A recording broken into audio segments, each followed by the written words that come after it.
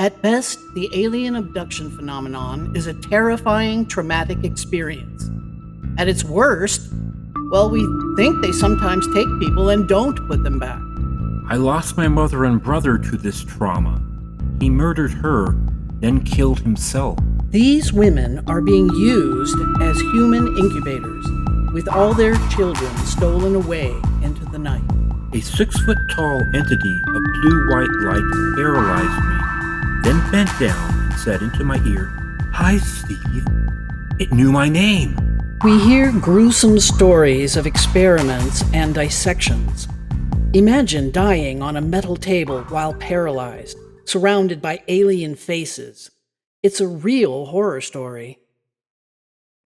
Welcome back again to our show, Abductions 101, UFOs and the Paranormal Connection. I'm your host, Leslie Shaw. I'm Stephen Shaw. And we have a wonderful guest lined up for tonight. His name is Bennett Tanton. He's the host of the podcast Broadcasting Seeds.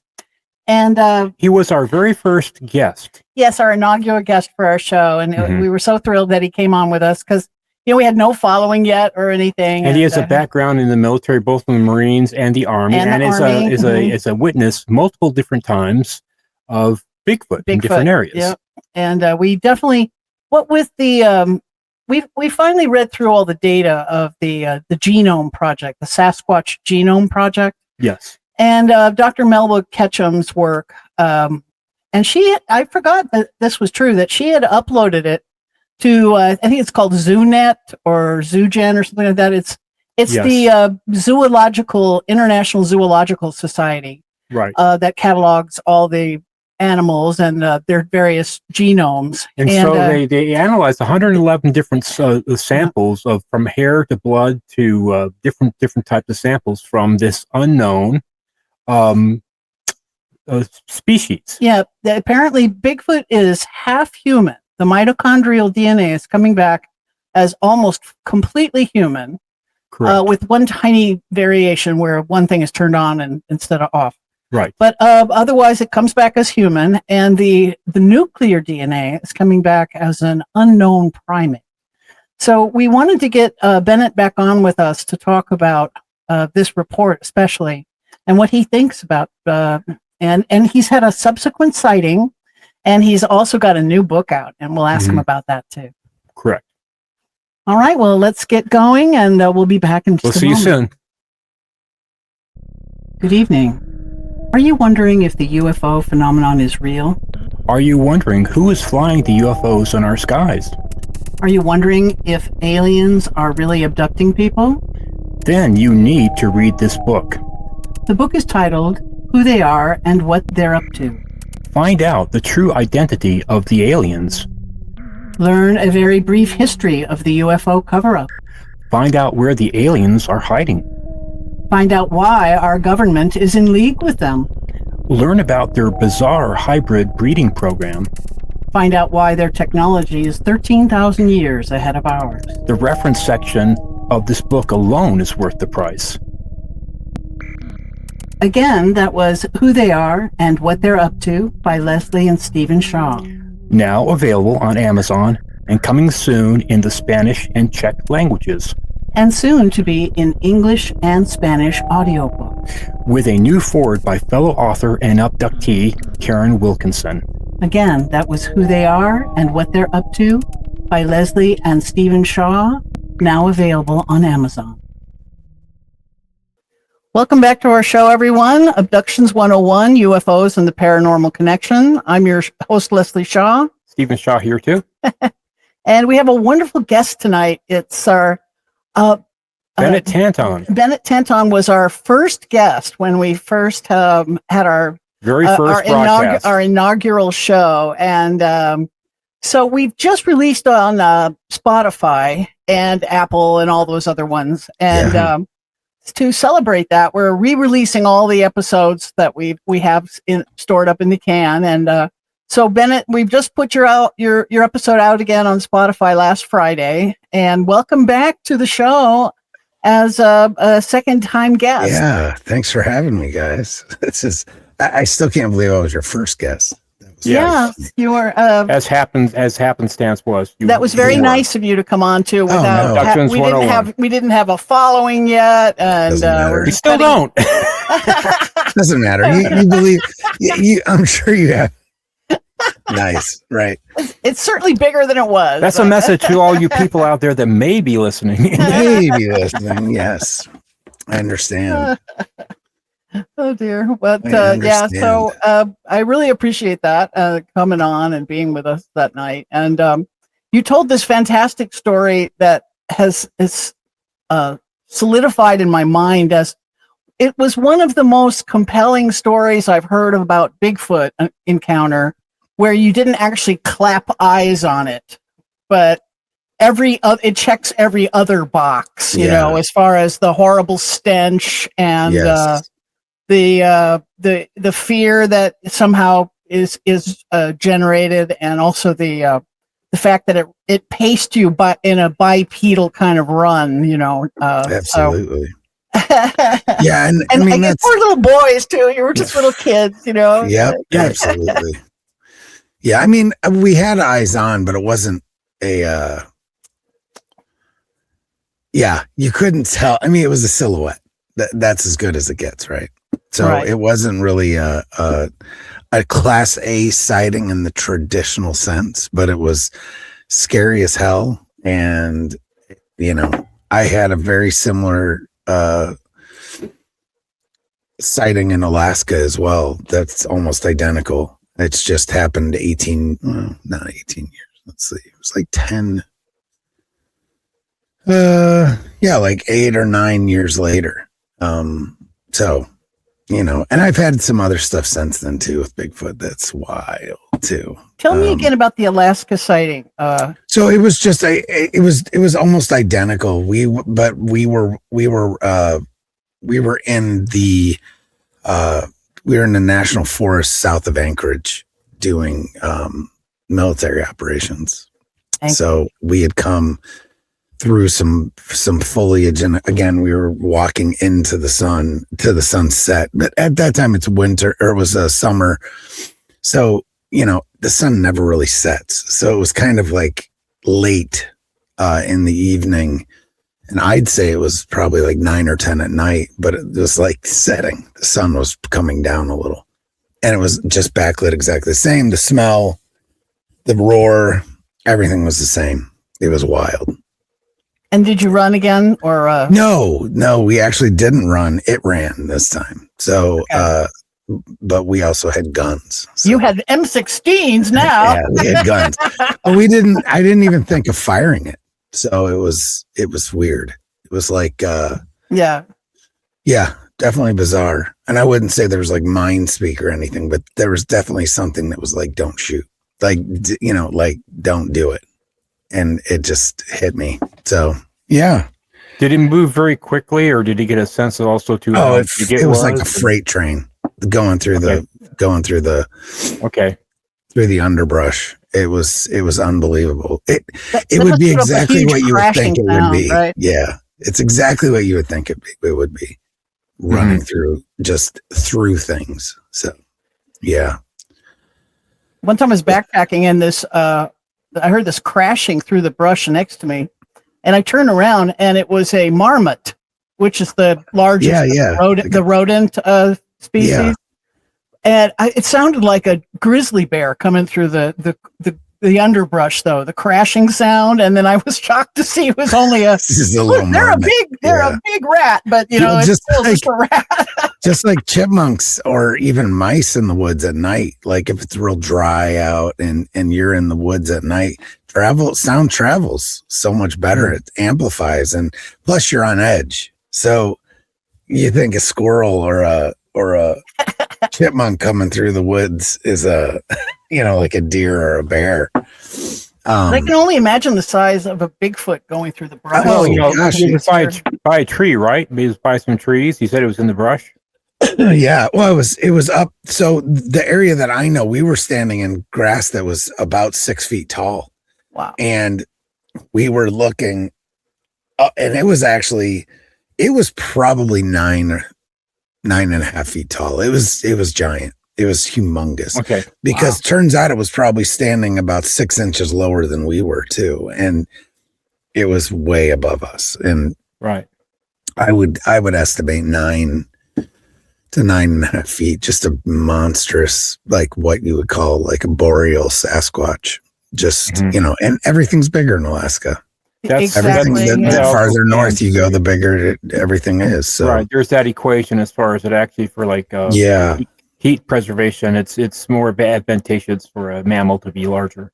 Yep, that's why your bears are bigger up there. And, absolutely, the Kodiaks and just the Alaskan brown bears in general.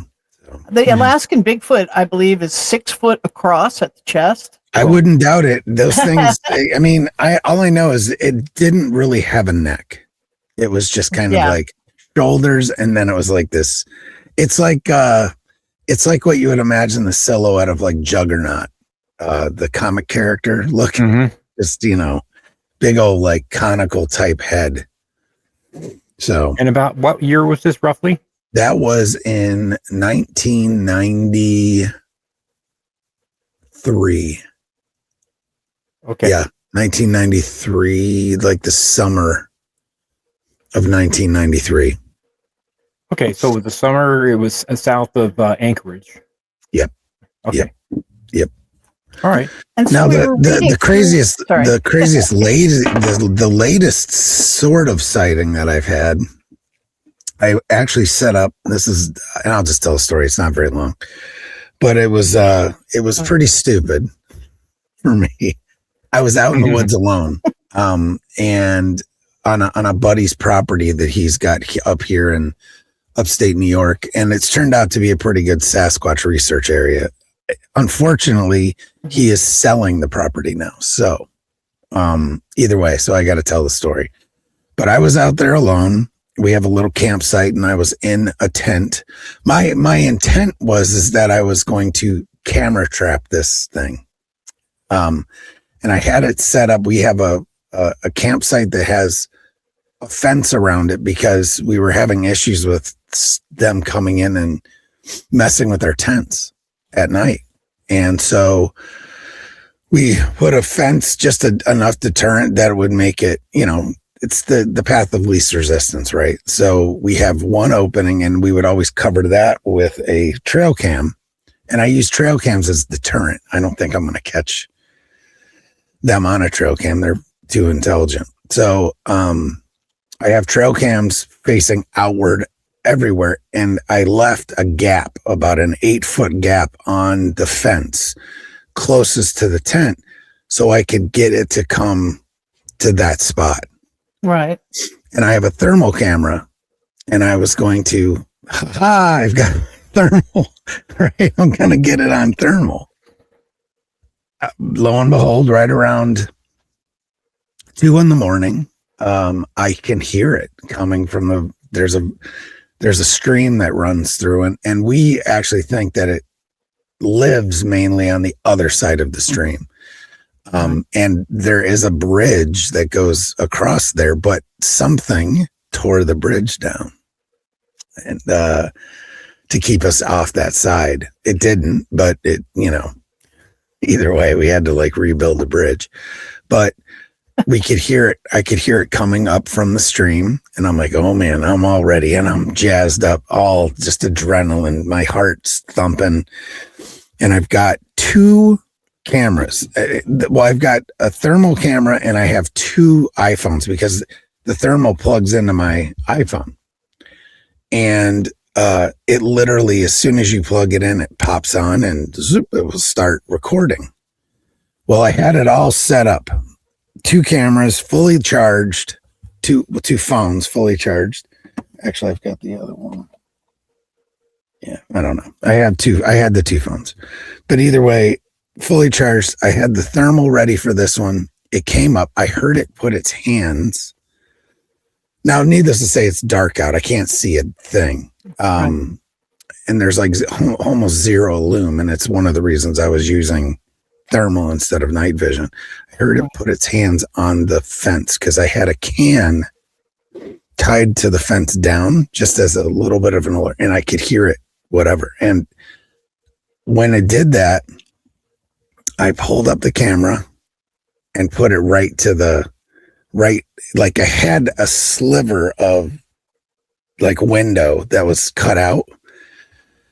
And as soon as I brought it up, it went dead, the whole phone. So I did like a reload. I pulled my other phone out. It was powered up 100%, plugged the thermal in, probably a second and a half.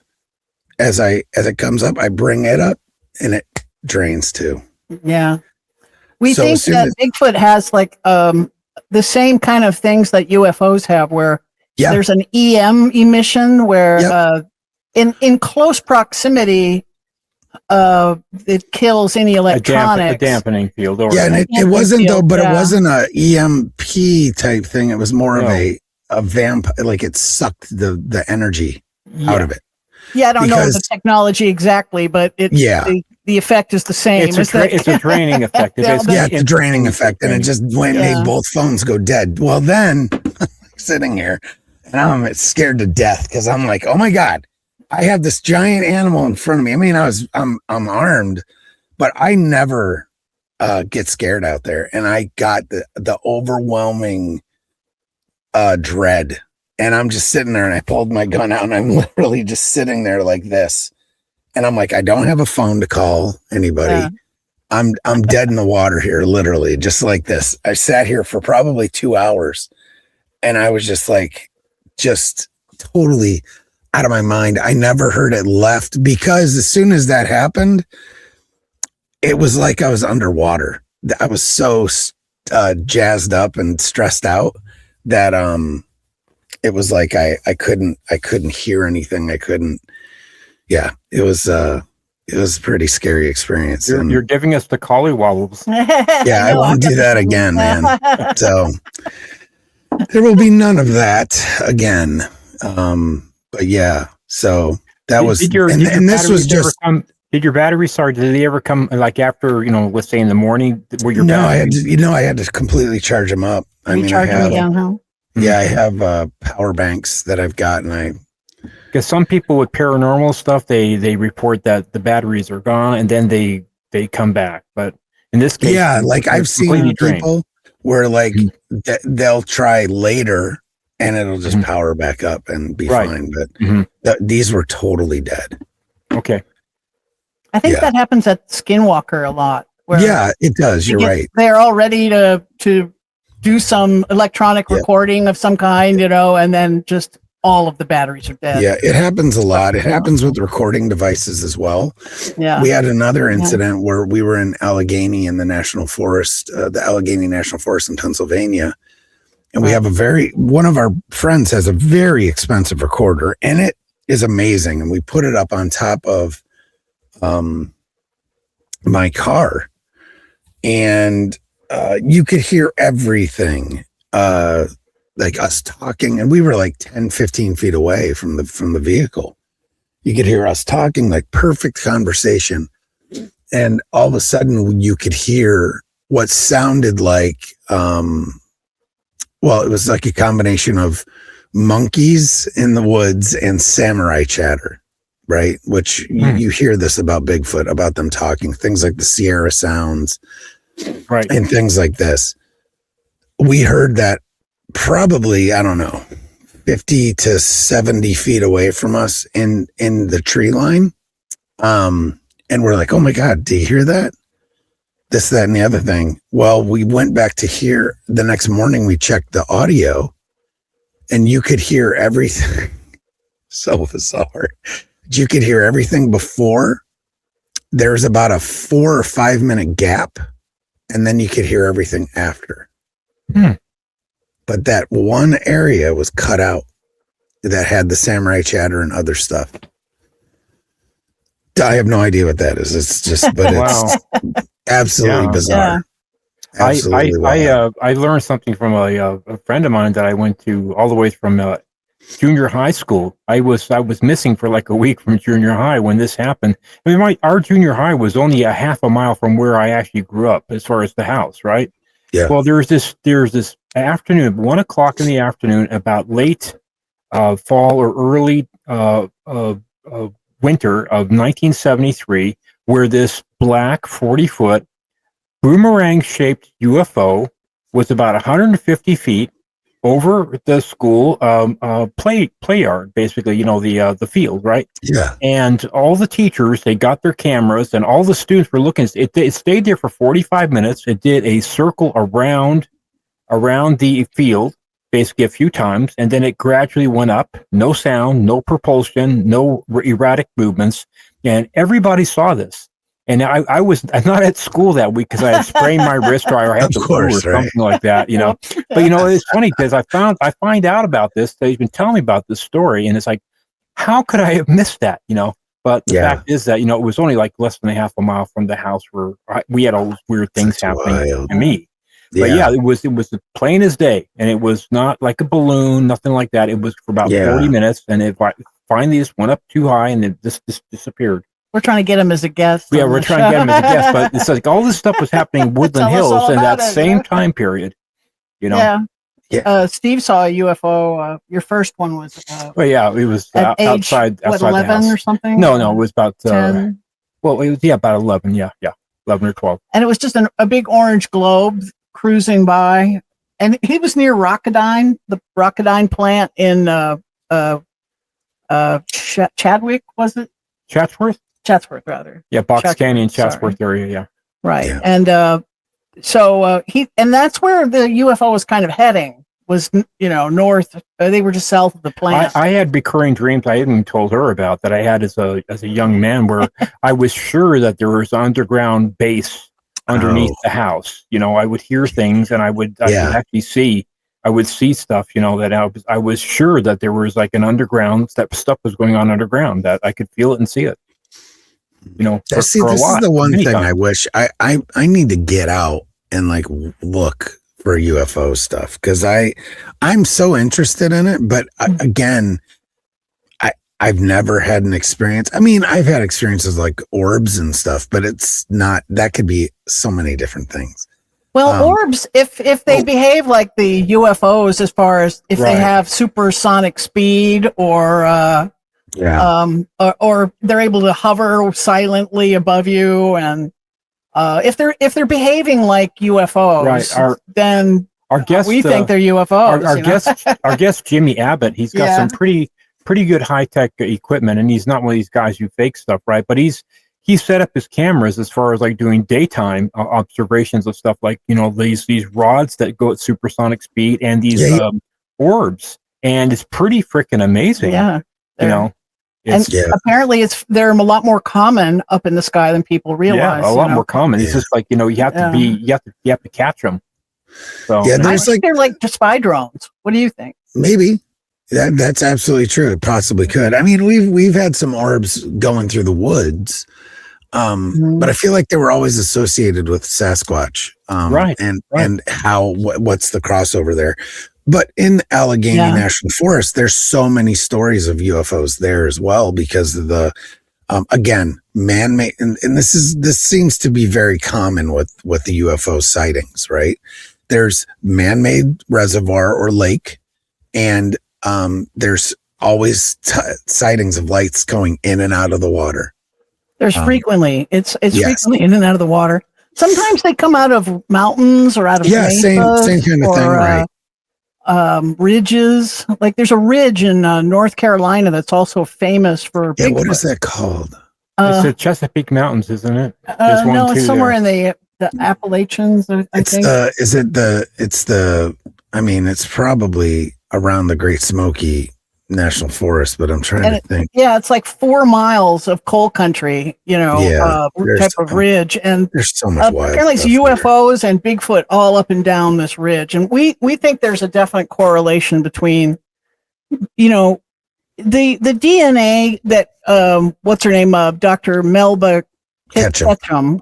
Yeah, she did the work on the Sasquatch genome, and she used 111 samples, different samples, 111 different types of tissues, and under the most rigorous laboratory conditions, and she actually they've isolated the Bigfoot genome, and they submitted it to the International Zoological database, and they accepted it as, it's got its own genus now. It's Homo sapiens cognata or cognatus, I believe. Something like that, right? It's a real. So, in other words, Bigfoot is officially now real and has been, accepted that means that there has to be a breeding group or breeding, family of at least 500 individuals on multiple continents, and hundreds of different locations too. And so we think that they are in kind of working with the aliens that we think are living underground. Our cousins, yes. Yeah, we call them cousins. But for instance, let's say I'm a Lemurian living inside Mount Shasta, and I've been living there for 10,000 years or whatever, right? I mean, my people have been down there for a long time. My job for the evening is Bigfoot Wrangler. I've got 10 Bigfoots that I'm outfitting with these this electromagnetic dampening field that sucks energy, and if one of them is killed, I believe I would be notified as well somehow, or if one is injured, because sometimes people say they shot it for sure, but then there would be a light and the thing is gone, like it stepped into a portal or I personally see it more like they're doing a tour of duty. Yeah, the reason we don't see a population of 500 of them every single location that Bigfoot has been seen is they're living underground too, like our cousins do, we think. Absolutely, could be, for sure. I mean, there's a lot of rumors of them living in caves and stuff too. It's it's one of those things, like sometimes I feel like there's some sort of control with them because they don't attack human, at least not that we really know of, right? And I don't know of very many reports of them being aggressive towards humans per se, right? They throw rocks. They're more territorial reactions, or just like tricksters. Like messing with, like they're just as curious of us as we are of them, kind of thing. Yeah, the only major one we really heard about that was like, as far as like possibly like with amputations and that kind of stuff, was that fishing community up in Alaska that was in that. Oh yeah, that really violent attack. Fort Chapman, I think. I believe it's like called. that, and they got away on boats. Yeah. I think they had cut off the Sasquatch there from their food supply. Maybe that little bay that they were there. The reason they set up a fishing thing there was it was just fish city, and suddenly, if Bigfoot, I know, reacts violently when its own livelihood or its own territory is threatened, I think, but really only then. Just like any of us would.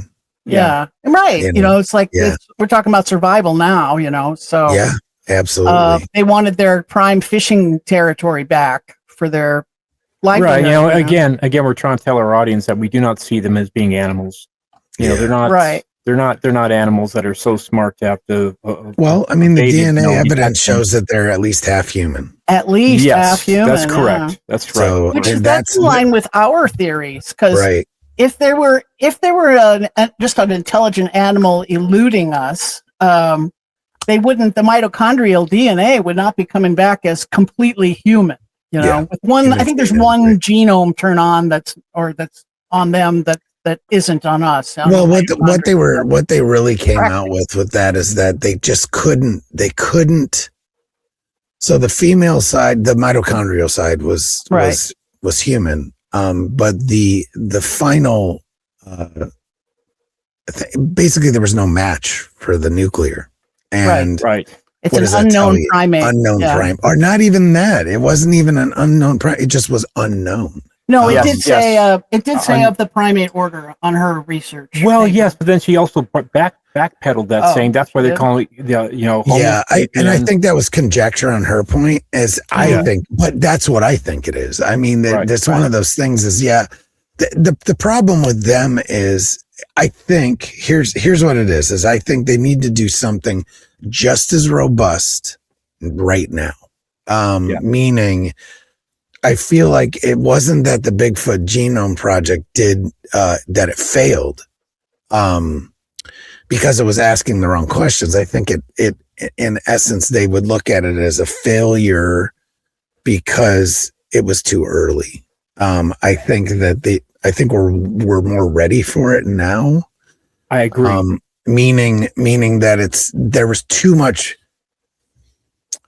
The problem was too is that the peer review part was difficult because they wouldn't, the right people wouldn't look at it. And so she created her own journal, and that sent up red flags to people, which it doesn't. If you actually look at the data and you look at where that data came from, that's really the people that have their name on that study is kind of incontrovertible to me. It's like, they're not going to make it up.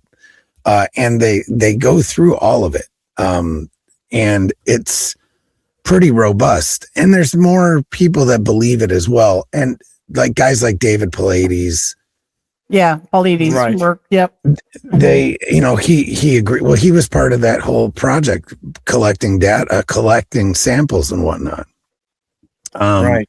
And then one of the other main investigators who has passed away at this point, Jeff Meldrum, you have Jeff Meldrum, but you also have Scott Carpenter, who is a legend in the Bigfoot community as well, and out of Tennessee. And he collected, I can't remember how many of the samples, but it was a lot. He's the one that came up with that. Bigfoot seems to have the same kind of battery draining power that UFOs have. He said so many different. So many different things. Now, with that being said, too, you have to start now looking at everything that rhymes with this. And I also bring in Dogman into this thing. Right. It's like maybe the Lemurians, like to go to your side of things here. Right. Maybe like the Lemurians. Why not read cryptids, other cryptids? Yeah. Right. And because they're just a genetic offspring. And I would say we do stuff with CRISPR now. What's to say that the Lemurians aren't doing this 150, 300, 500,000 years ago? We think they've kind of proven to us that they utilize genetic engineering and have no qualms about using it. Yeah. That would make perfect sense to me, especially with them using it all the time. Right. Exactly. And why not? Why wouldn't, if you have Guardian, or Guardian / security, why wouldn't you make it, Bigfoot or Dogman? Exactly. I think they use them as sentries and also as recon. I don't disagree with you. Yep, exactly. So those are some theories, of course, right? But I totally could see that. I mean, the military is consistently accused of controlling them now, right? Right. And considering what we can do with DNA, why wouldn't it be? I mean, and you can, there's so many theories, but the bottom line is something's happening. Something's there. There's too much. And DNA doesn't lie. Evidence and proof are two separate things, right? So just because you don't have absolute proof, there can be tons and tons of evidence. What really gets me is like when people talk about circumstantial evidence, like there's such a big misunderstanding. I'm sure you understand. Like, for instance, like we had this happen to us, like everybody's had this. You go to bed at midnight, right? And there's no snow outside. You wake up in the morning, there's 2 feet of snow on the ground at 7 o'clock in the morning. Well, but the sun's out. You can surmise. Okay, you can surmise that somebody didn't come along with a bunch of dump trucks and dump 2 feet of snow on your yard and all around that. You can circumstantially surmise that a snowstorm came through and dumped 2 feet of snow. But that's circumstantial evidence because you didn't actually see it happening. All right, so it's just like, same kind of thing. Yep. So, I mean, and there's so much eyewitness stuff. Now, I mean, yes, I'll go skeptic and be like, but an eyewitness testimony and evidence is notoriously bad. It is, but you'd have to literally accuse thousands of people of being crazy. It's the totality of the body of evidence that we have at this point. Total body of evidence, is pretty that you have to at least stop and say, okay, something's going on. Yeah. What that is, I don't know. But you have to have the admission that there's something going on. Not everyone's crazy. I can tell you I'm not crazy. I mean, some people might say I'm crazy, but I can tell you that, not here, not us. I've had multiple sightings. I've seen footprints that just are not human. And, I've seen so many different things and heard so many different things. And that show called The Proof Is Out There? I think, is that the one where they like look at YouTube videos or something and they analyze them? Yeah, they analyze or try and debunk it. Like, wash it through. It's the bald guy who's like been a reporter for 30 years. That guy. Yeah.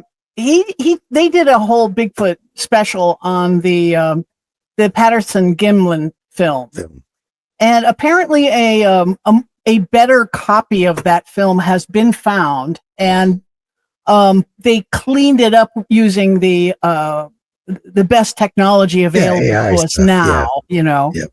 And there are some definite things that prove that it's not a person in a suit of any kind, right? Yeah. One of the things was, as it walks, its toes, the foot is structured different than ours. They don't have an arch. Yeah, they have a mid-tarsal break. The front half of their foot can actually tilt, upward like this. Yeah. And when they're walking, and you can actually see the foot doing that. Yeah. The toes are pointing upward as you can see that it's a mid-tarsal break. So instead of them like pivoting like that their foot pivots way back here. So more of a hinge joint there, great apes. There's a few of them that are like that as well. The other thing is that they could see a clear like contusion on the right leg.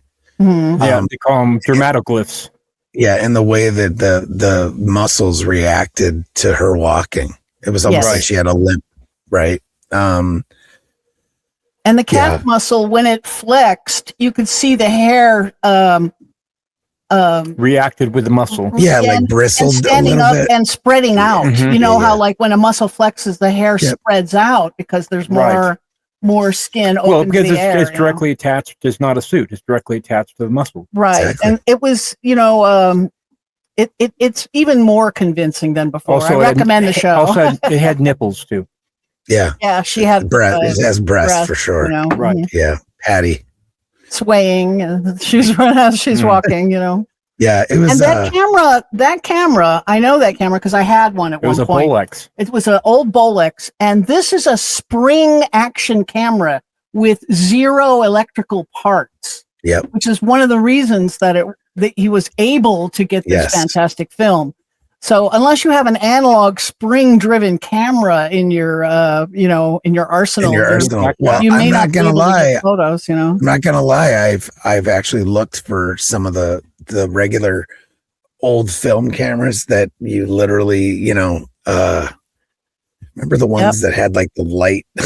If you wanted a flash, you had to have the long thing that would stick on top, and it had like 12 different flashes or whatever. It's not quite that old of technology, but it's a nice 16 millimeter spring action movie camera, which are hard to find. Awesome, or unaffordable. A couple grand at least, but so I've been trying to find things that don't require, like basically going back to go forward, right? And so one of the things that we've decided that we're not so much pursuing anymore, and going out in the woods and, whooping and knocking and doing all this stuff is, so what we've started doing the last few expeditions that I'm on, we'll go out during the day and look at things and scout for places and whatnot, but we'll just go and we'll start a fire and we'll just chill out and hang out, and inevitably things will start to happen if you're in the right areas. Sometimes nothing happens, but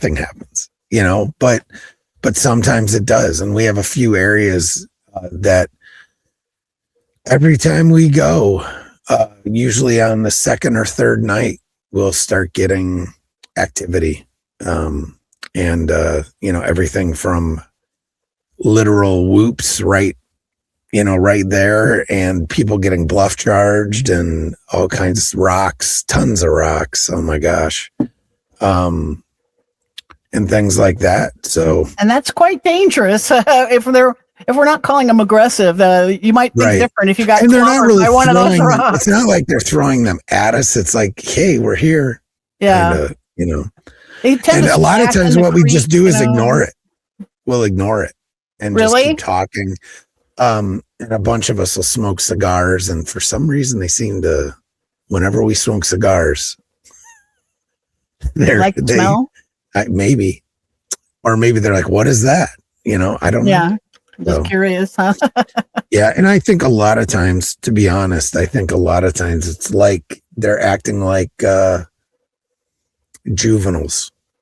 Mm-hmm. Maybe not the parents out there in the middle of the night, that they might be the juveniles, and they're, just messing and probing and whatnot. Yeah. So absolutely. And the other thing that I find, that if I do not set up cameras at night, inevitably our tents at the couples, there's 2 sites.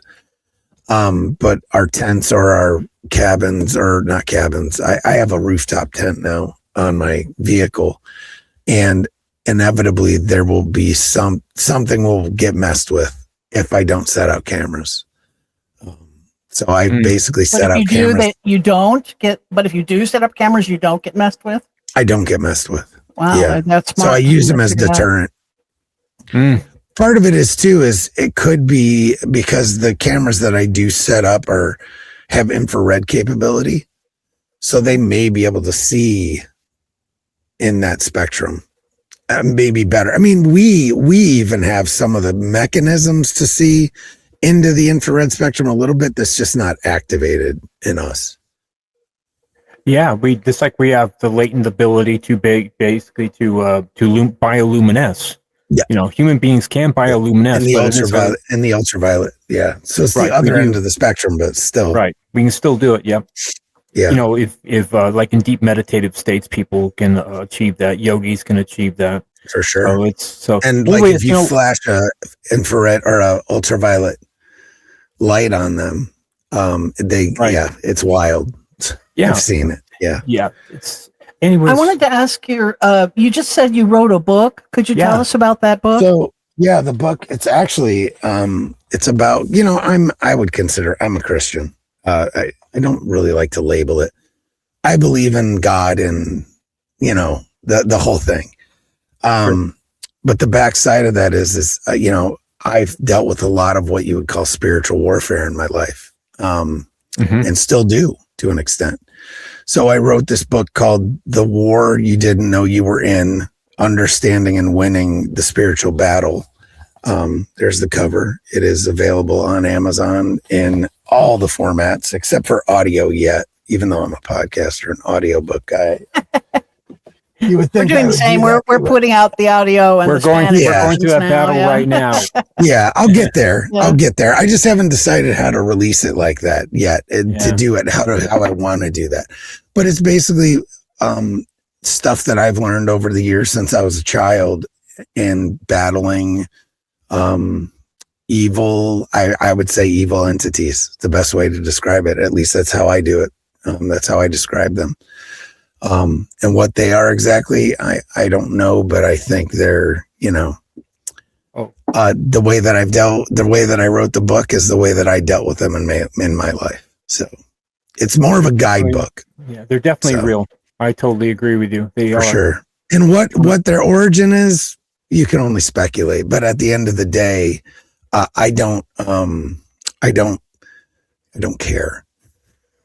I just know that they're real. I know what they're capable of, and I know if you allow them unchecked to, run through your life, bad things happen. So, yep. So this is a way to deal with them. Good. Well, great. I've been wondering what, we've been trying to explore stuff on this podcast, and one of the things I'm trying to figure out is what are demons, what are ghosts, and what are the alien encounters? Yeah. So that is a huge, I think that's the $1 million question, right? Right. Who are these demons scratching people and, possessing? So my understanding of demons per se are that they are the disembodied spirits of the Nephilim. Mm-hmm. That's what the Book of Enoch says they are. Oh, okay. Right. So it does say that. Yeah. So that, the Watchers came down on Mount Hermon and mated with the daughters of men and created a race of giants. It says it in the Bible. And it's expanded upon in the Book of Enoch. He talks about like 250 of them or something, right? Yeah, there's 200 Watchers. 200 Watchers, I'm sorry. But over the time, they were quite prolific in their multiplication efforts, right? Right. And so at the end of the day, that's what the Book of Enoch describes of actual demons is what they are. Now, you have other entities as well that aren't per se demons, right? You have things that, you have fallen angels, which are different. And they manifest differently. They do different things. They're of a higher order. But then you have all kinds of different things, like there's so many different creatures. I look at this a lot of times too, as we talk about Bigfoot and Dogman being, possible genetic anomaly. But I kind of think that they're related to the Nephilim. I feel like they are maybe. So there's a couple instances of people having conversations with Bigfoot, either through mind speak, mainly through mind speak, allegedly. Right. And that there's a few instances of these beings telling people that they're what you would call Eliud. And an Eliud, according to biblical text, is the offspring of the Nephilim. Right, like the Elohim are also in the Bible. Well, Elohim is just spiritual being. So everything that comes from the spiritual side, angels, even God is an Elohim. Right. Right. So that's a very loose term, but it's Nephilim are not Elohim. So, but they're the offspring of Elohim. But this is the thing: is what are the Nephilim? And in our theory, the Nephilim are our cousins who went underground and took pity on us. Okay. Like, they went underground and kept their knowledge and technology intact. Yep. To escape, we think, the Younger Dryas comet. Yeah. They're safe and sound, like snug little bugs in a rug down below, safe below. Well, there is tons of but there's tons of stories about giants still existing now, and races retreating underground. Yeah, even as I think we even told us, even as recently as in the Solomon Islands, there were like recent stories within the past 120 years or so, something giants, like that. In the absolutely, past. And they lived underground. Yeah, right. And these skeletons that the government and the Smithsonian just disappeared this evidence. We have so many examples of, like, even in Tolkien's work, the elves that were fallen, that became orcs, and they multiplied, and these orcs, of course, they're mutants. They're mutants that they live underground. Okay, there's like even the tales of the Tuatha De Danann, kind of things from Ireland. I mean, you have they're so like many the Nordic aliens. Think of how many native tribes had wars, flat out wars with giants in North America. And they all lived in caves, and they all lived underground, like the Chippewa, the Choctaw, and the Paiutes have a story about it too. And the red-haired giants that the Paiutes had a war with, and that was Lockwood Cave, Loveland Cave, Loveless or Lockwood Cave, Lovelock Cave, like that. I think. Yeah, and then so yeah, it's one of these things. Is all of these stories back to the beginning of time. In my opinion, they all rhyme. They all rhyme. So it's one of those things is like there is shreds of truth, and the truth is somewhere, I think, as an amalgamation of all of it, maybe, you know what I mean? And it's like the myths, the flood myths, a lot of them at the end of it are like mankind is dying out. The flood was just too much for us. It almost wiped us out. And we had devolved into barbarism and cannibalism. When a godlike friend comes back to us and gives us back civilization, Viracocha comes to mind, and Kukulkan, and Coatzel, what's the other one? And Quetzalcoatl, and they're all these serpents. And that's just in the Americas, you know. And they're these stories are all over the place where they were they felt sorry for us. They might have had some survivor's guilt, or they might have figured out that, hey, we might need these idiots up on the surface someday. So their DNA. Yeah, and it turns out that I think they're preying on us because they are kind of mutating away from us. Yep. And some of the mutations we're seeing in aliens make sense for if you were underground. Like Rob Callie, he's a podcaster we know. We did a show, and he told us that women who are coming back after coddling their alien hybrid babies up on the ships, they're taken again and introduced to their children and allowed to coddle them. When they come back, where the baby was touching them, fluoresces under blacklight. Yeah. Their sweat is becoming bioluminescent. And to me, that would be a mutation you would expect to see in a troglodyte population. Yeah, and many of these different races or different, they all have the big eyes, and that's the alien types. Yeah, exactly. Yeah, that is a clear-cut sign of low light. Low light, exactly. Yeah. Man, there's just so much. It's so vast of a thing. Yesterday I watched the what was it? There was a press conference. Why is it escaping me? Of the Virginia UFO incident in the Brazil. Virginia. Right.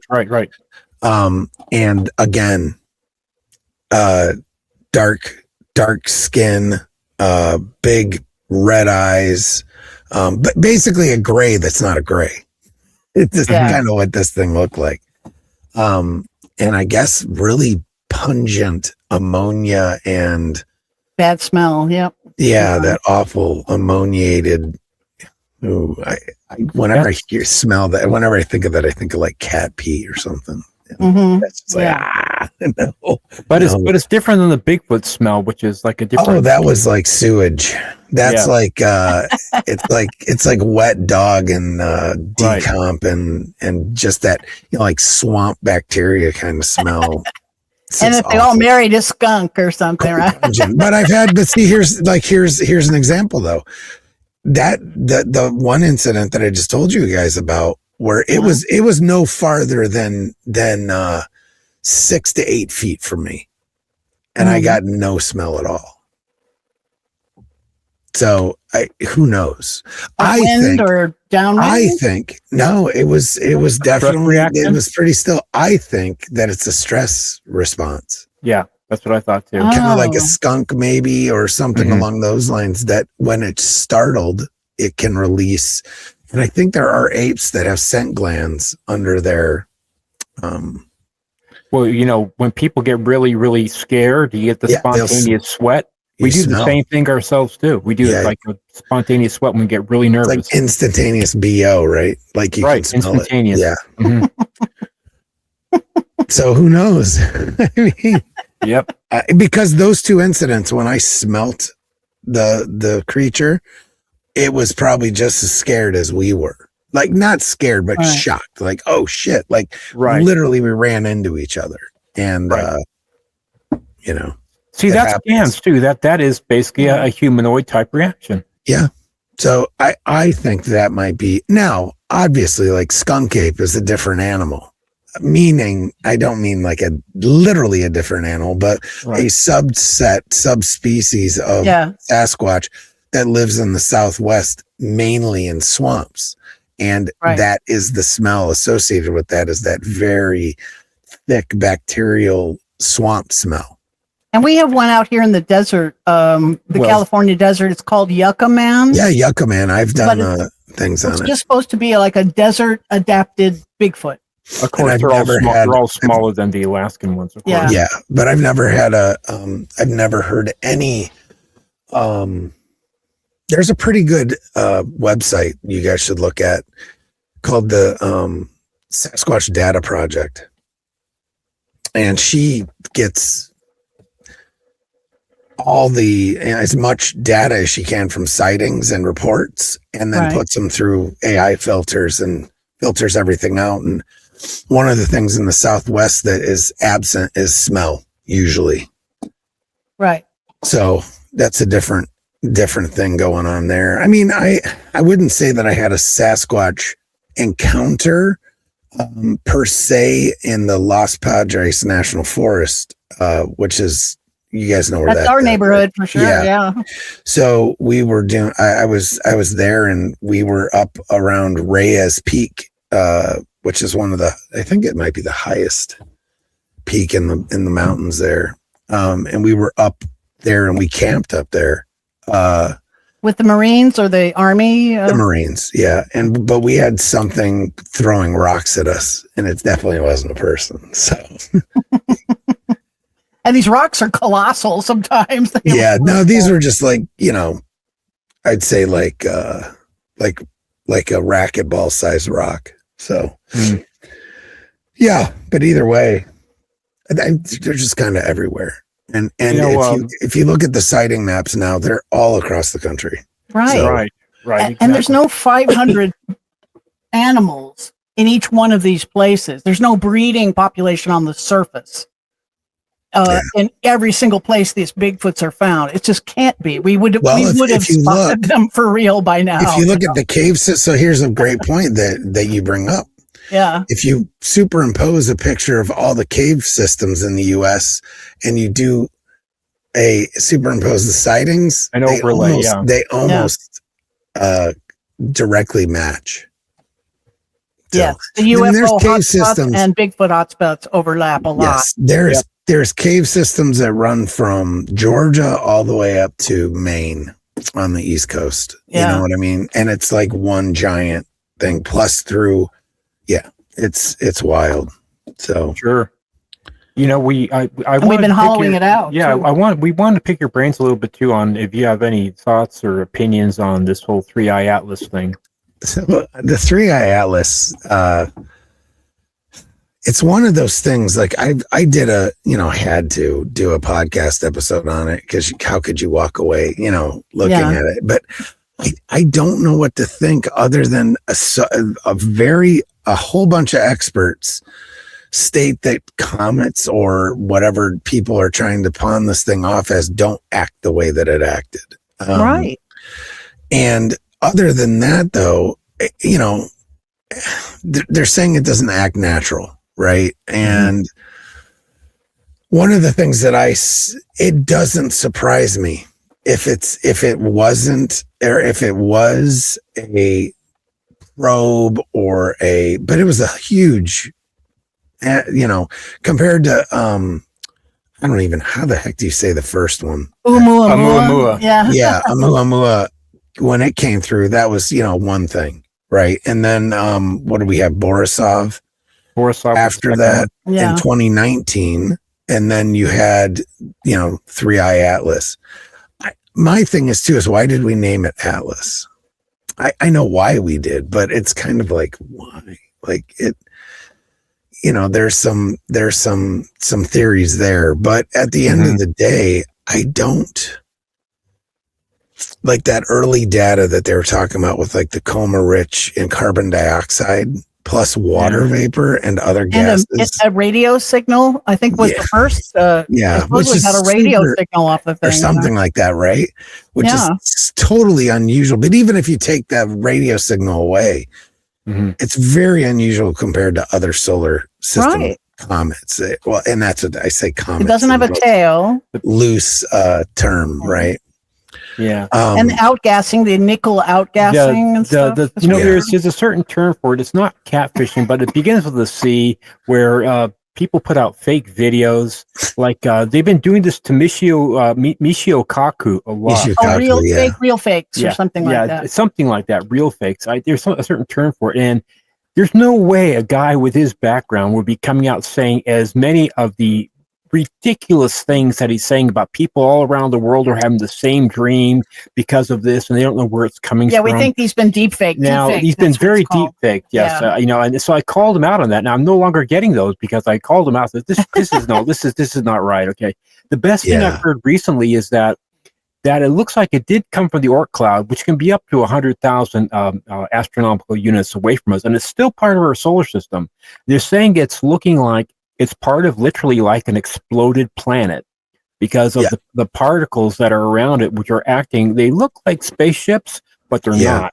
But that's why it's got this nickel that we haven't seen before in comets, and it's it doesn't have the same kind of tail, but it's something that we just haven't seen before. And so that to me makes a lot more sense than this is the end of the world, that they're coming here, they're going to invade us. And there's no way Michio Kaku would be getting behind this stuff unless it was being faked. Yeah. There's just some definite subversive stuff going on out there about it. It's very bizarre though. Like why? Yeah. It's very unusual. It made course corrections. Yes. And I saw a photograph of it that NASA released where it had this outgassing. It looked like jets, 4 jets coming off this thing, but they were exactly symmetrical away on each other's side of, 2 on this side, 2 on this side, and the same angle. And yeah, I know comets, as they get warmer, they'll start to have jets coming off of them, but not perfectly symmetrical jets that were the same length and opposite each other in perfect symmetry. That really struck me. And then the course corrections, and now it's turned green. Yeah. And when it passed Mars about 2 weeks ago, the Maven died.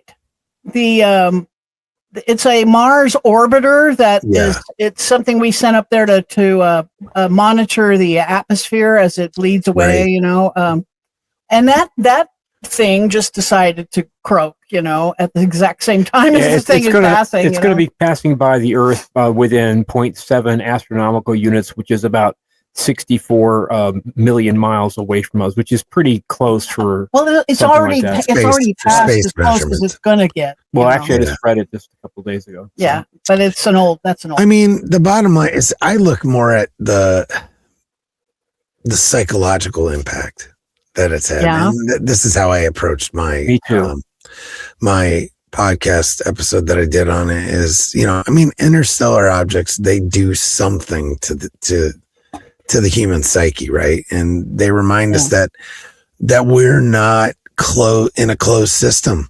We're not closed system creatures. We're just not. The universe interacts with us, right? In some form or fashion. There's people that will argue that as well, but at the end of the day, I don't argue with it. I just see what I see and interact with what I interact with, and the universe interacts with us. And reality doesn't end at our borders or political or planetary borders, right? These things alone shake people. No aliens required, right? Right. So at the end of the day, that's how I look at it. Is like this is where things, this is where myth and meaning start creeping back in, and humans need context when the sky stops behaving politely. They just do.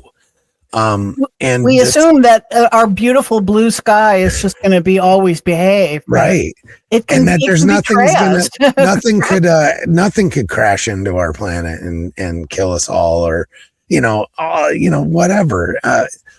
Across cultures, the objects from the heavens were never neutral, right? There were always messengers or warnings or markers of transition, right? I mean, we hear about this for eons and eons back to the beginning of time, and modern science strips the meaning out of these things and keeps the math, right? We got a meaning out, and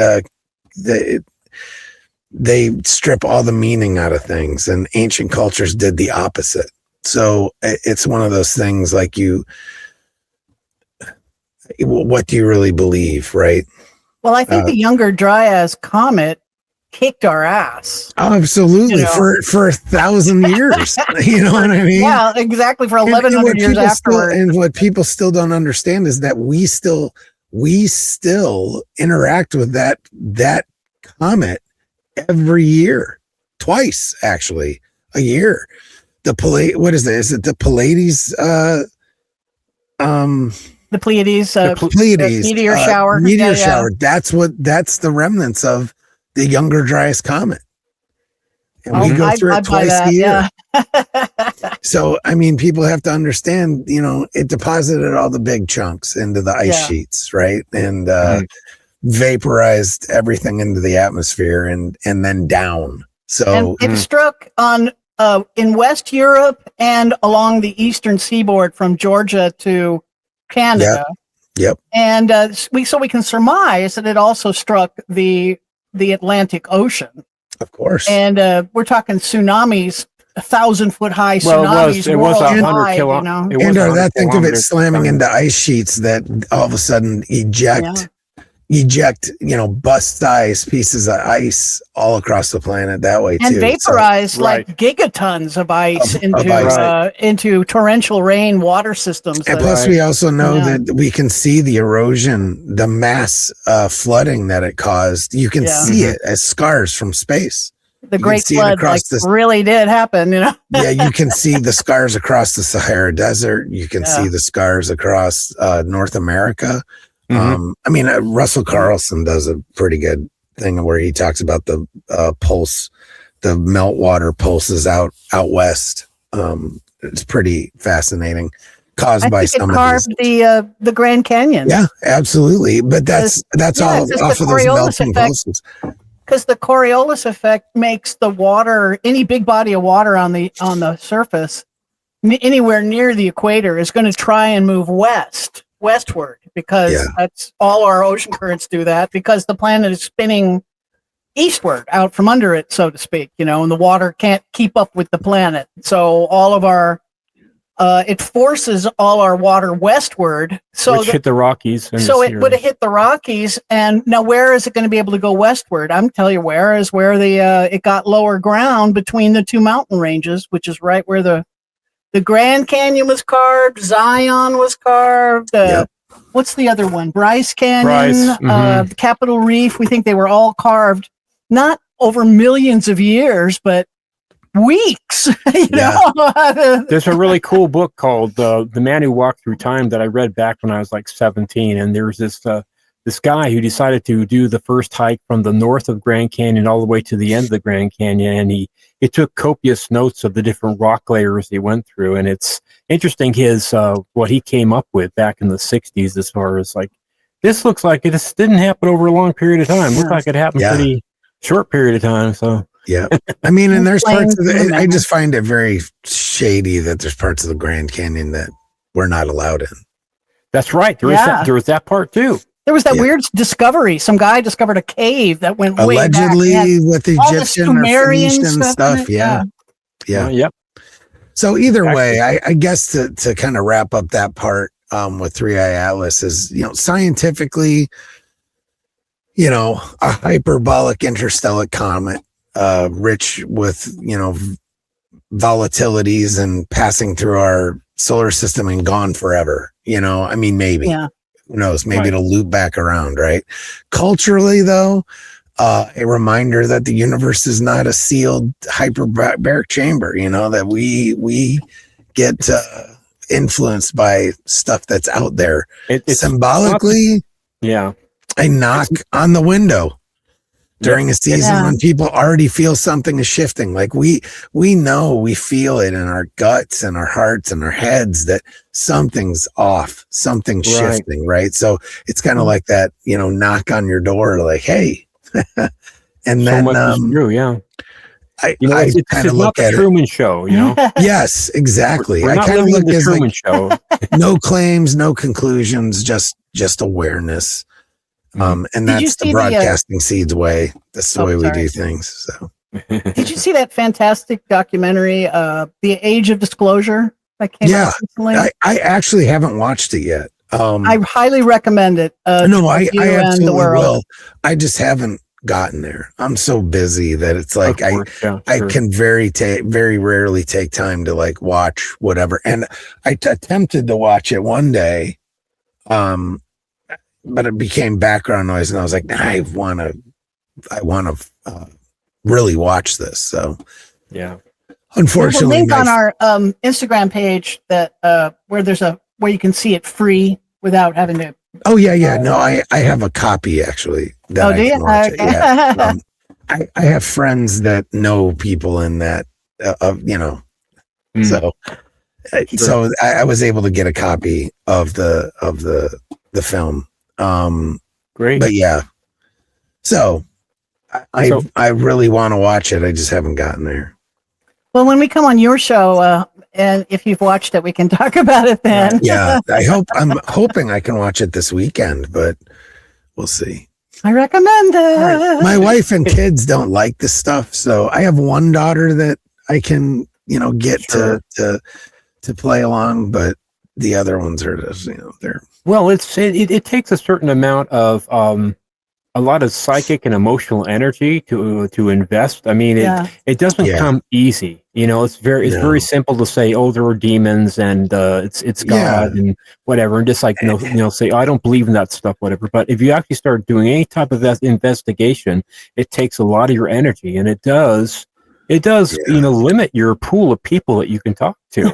I know. I was talking to some lady in the pool about it yesterday, and I think she just finally figured out, oh my God, this woman is crazy. Yeah, we've had a lot of that. I get a lot of it and a UFO theory all in one. I have no qualms about flying my freak flag, though. I'm like, whatever. I know. I'm proud of it too. If you don't want to play, then I'm sorry. I mean, if you want to ask questions, then you can, but.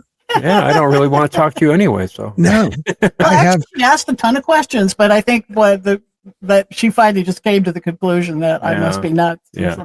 Well, speaking about being nuts, we're about at the hour and 10-minute mark, so we should probably wrap up here pretty quickly. Sure. Thank you so much for being our guest again. Now, tell everybody about your book again and anything else projects you've got coming up. broadcastingseeds.com is the best place to find me. I mean, you can find me on where just type in Broadcasting Seeds or my name, Bennett Tanton, and I'm basically the first 3 pages of Google. So SEO works, guys. Just saying.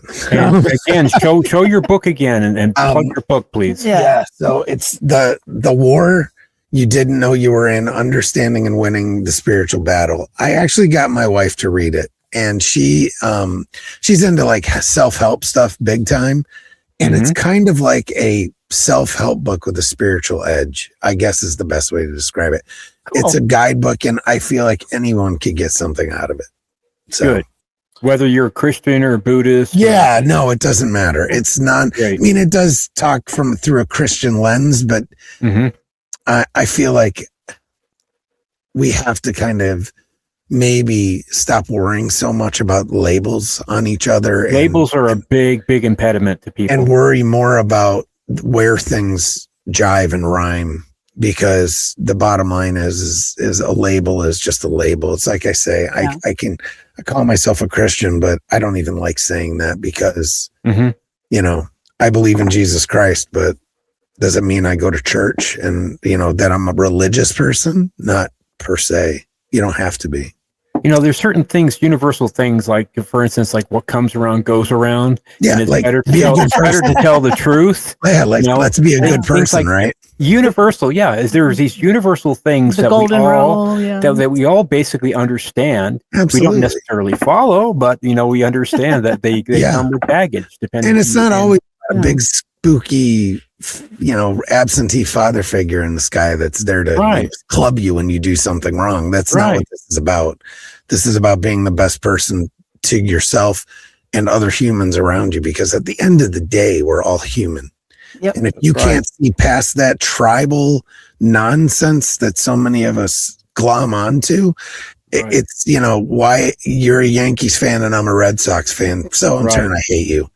You know how dumb that is? Yeah, it's really stupid. I just tell people say, how come you don't like, why don't you have a team in football? Says, I like the game of football. I do. I just like the game of football. I have a team that I like to see win, but I enjoy the game of football. But I'm not dogmatic about it. This is America. Root for whoever you want. That's what being American is about. Because you're never going to get me putting my stuff down your throat, and I expect you not to do the same to me. Yeah, thank you. Thank you. And if you want to, then I will smile and nod, and I just probably won't talk to you that much. Won't talk to you again. Proselytization is its own annoying thing, but. We're not non-Christians. Stephen and I, we were part of the Gnostic religion, Gnostic Christians. and that is a sect of Christianity, but it's one that's so much like Buddhism, because there's a lot of meditation and chanting and I really think people need to understand how actually Buddhist teachings are Christian teachings. Yeah. They're all about love and, the power of love and opening that part of your heart. So I'd rather unite people than divide people. Of course. Always. That's true. Yeah. So at the end of the day I don't label, sometimes you have to label yourself for people, but I don't do it for myself. I do it for others. So at the end of the day, there's people that are good and there's people that are bad. And yes, there is evil out there. Yeah. And I just say that, as long as you're not inviting evil into your life, you should be okay.